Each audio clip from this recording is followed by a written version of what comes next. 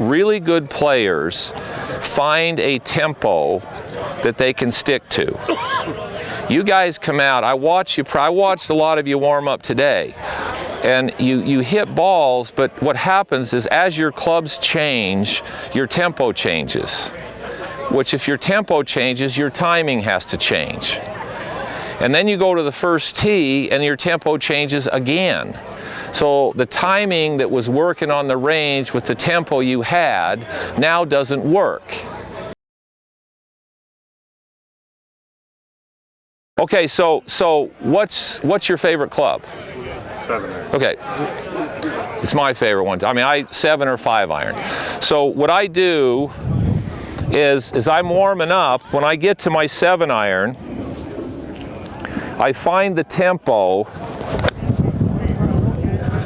Okay, so now there's my 7 iron. So now guess what? Every club I hit, that tempo I just had, it's the same tempo.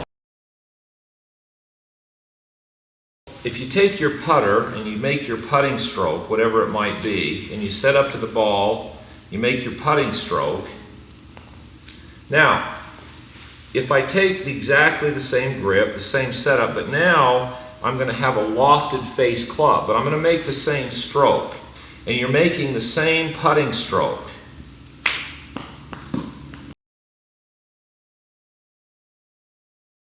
If you guys didn't know, if you were just watching my hands and arms, don't watch watch my body. See, it's not going to move any faster with the driver. See, my hands and arms went the same speed.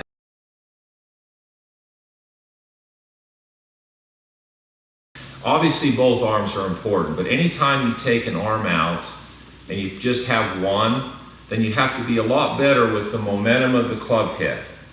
Now, because if you fight it or it gets out of its arc or you try to pull, you can't catch the club face up. So when you swing with just your right arm, as you swing back, your right wrist hinges, so this wrist has a cup in it. You take the momentum of the club directed at the ball, and then it rehinges back up and it goes back into that same position. So it doesn't scoop underneath the ball, it hinges, unhinges, and rehinges back up. Now to be able to do this, you've got to swing the club in a simple circle. You direct the momentum of the club head down, and then you just let the club head fall into the ball and hinge back up on the follow-through side.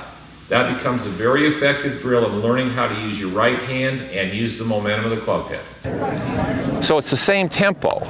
I'll flat guarantee you, when you take this club out, your tempo isn't the same as it is with a 7 iron. Okay, all right, so if your tempo changes, your timing has to change. That's why you struggle with this club.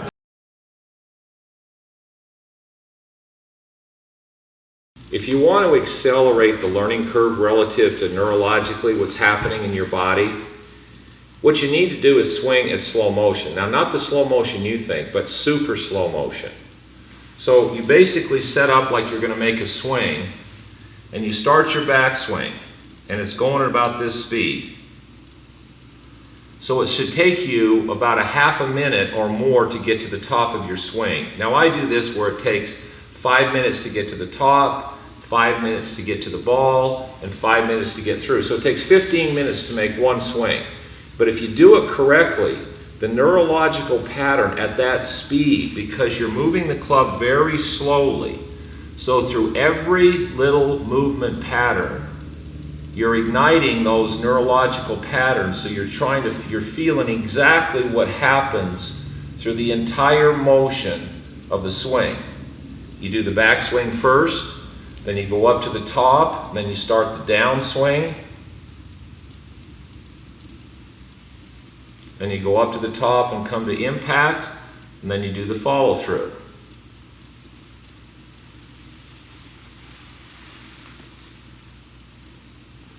Now, if you do it and you control it through the right range of motion, that swing is worth a lot of golf balls.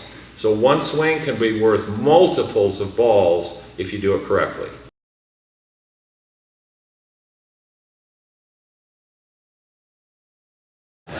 So if you want to play good, find a tempo with your favorite club, and all day long try to stick with that tempo. That's going to do all of you more good than anything I could possibly tell you. Believe me, I've watched it. I played in pro-ams with amateurs. You get under the gun and your tempo isn't even close to what it was on the range.